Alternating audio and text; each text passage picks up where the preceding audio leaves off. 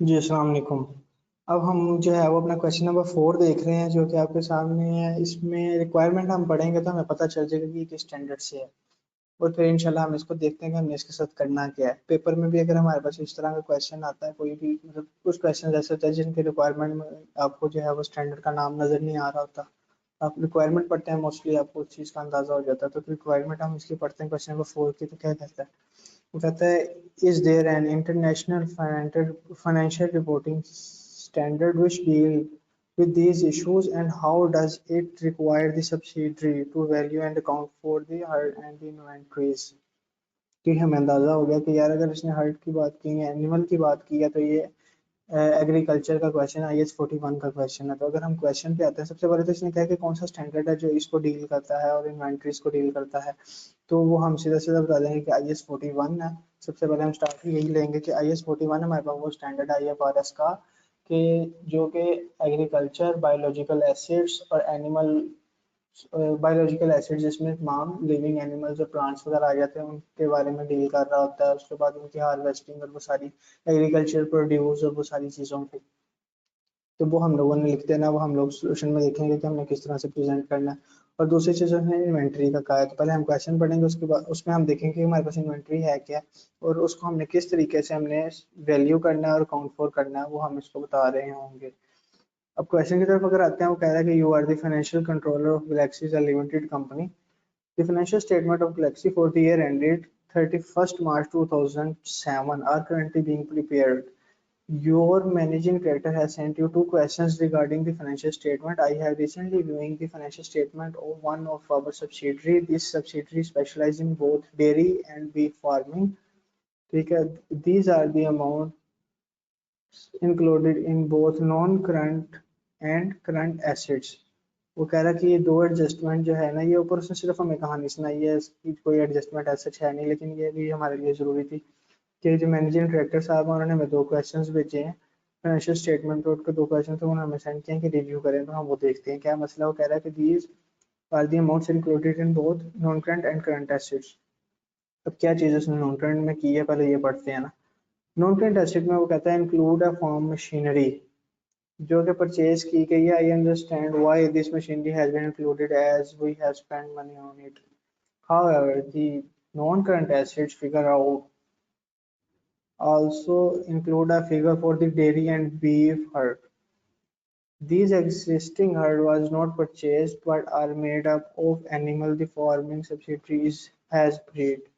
ठीक है, इसमें वो हमें कह रहा है कि सबसे पहले जो है कि हमने नॉन करंट एसेट्स में हमने फॉर्म मशीनरी जो है थी, हमने वो जो परचेज की है वो हम नॉन करंट एसेट्स में लिख रहे हैं। लेकिन वो उसके साथ हम जो अमाउंट थी हमारी डेयरी और बीफ जो हमारे पास एनिमल्स थे, हमने उसकी अमाउंट के साथ ही फार्म की मशीनरी को ऐड करके हम नॉन करंट एसेट में IS 41 के जो है थे एसेट्स थे उसमें हम शो करवा रहे हैं, जबकि ऐसा नहीं होना चाहिए। मशीनरी को हम अलग से शो करवाते हैं और IS 41 के जो बायोलॉजिकल एसिड्स होते हैं उसको हम अलग से नॉन करंट एसिड्स में शो करवा रहे होते हैं। तो ये हमने गलती की है, ये हम लोग आंसर में उसको बताएंगे।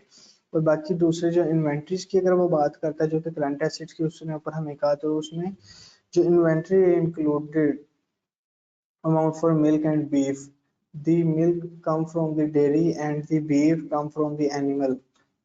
तो उसको हम इन्वेंट्री में ले रहे हैं। क्या ये हमने सही किया है या गलत किया है? इसमें हमारे पास दो चीज़ें आ जाती हैं। एक तो कि हमने क्या अकाउंटिंग जिस टाइम की है, जब हम एंट्री कर रहे हैं, तो वो हार्वेस्टिंग का टाइम है या आफ्टर हार्वेस्टिंग है।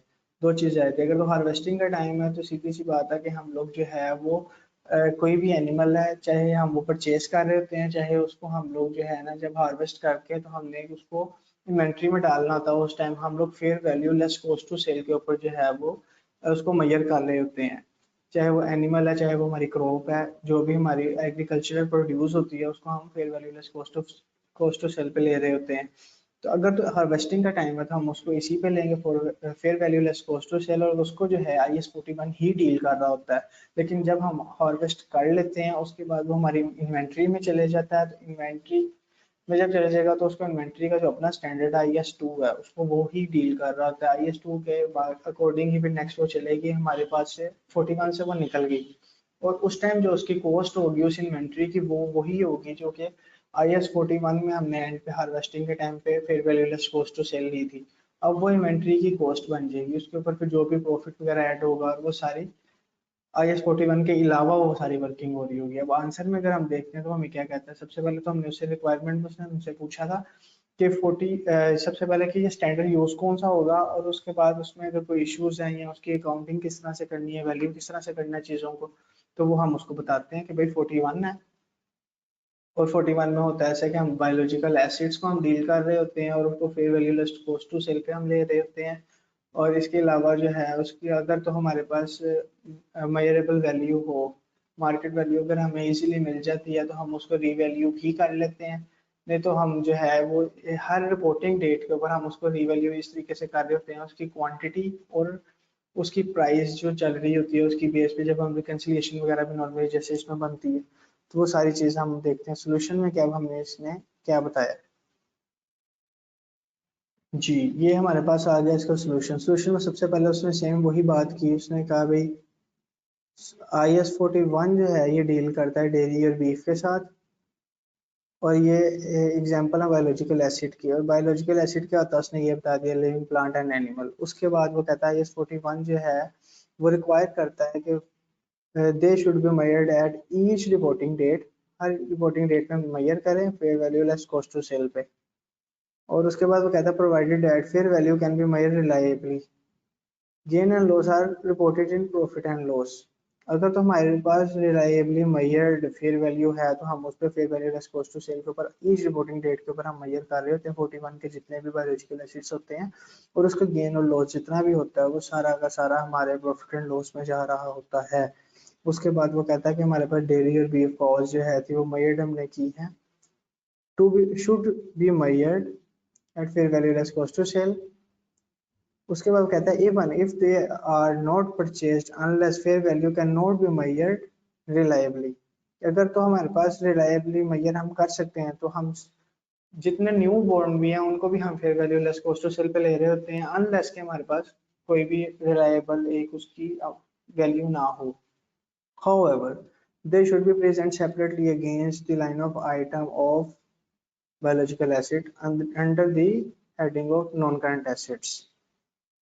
जैसा कि आपको ऊपर मैंने क्वेश्चन के टाइम डिस्कस करते हुए बताया था कि नॉन करंट एसिड में लेंगे बायोलॉजिकल एसिड के तौर पे इसको, और जो मशीनरी वगैरह होगी इसको हम अलग से ले रहे होते हैं, मशीनरी को हम इसमें नहीं लेंगे। उसके बाद वो कहता है कि IS-41 जो है वो regard milk and beef as agriculture produce, इसको ले रहा होता है मिल्क और बीफ को जब हम ज़िबा कर देते हैं उसके बाद जो उसका बीफ होता है काऊ का उसको हम एग्रीकल्चर प्रोड्यूस लेते हैं। Agriculture produce is harvested from the biological acid, in this case dairy, the harvesting is the milking of the cow, and in case of beef the harvesting is the, वही चीज आ गई ना कि जब हम लोग जो मिल्क हम लेंगे या बीफ हम जिस टाइम लेते हैं तो उस टाइम को कहते हैं, उस पॉइंट को कहते हैं हार्वेस्टिंग। जब हम मिल्क या एग्रीकल्चर प्रोड्यूस कोई भी हम लोग ले रहे होते हैं वो हार्वेस्टिंग का टाइम होता है, तो उसके बारे में वो कहता है कि IS-41 required the agriculture produce initially measured based on fair value less cost to sell at the time of harvesting.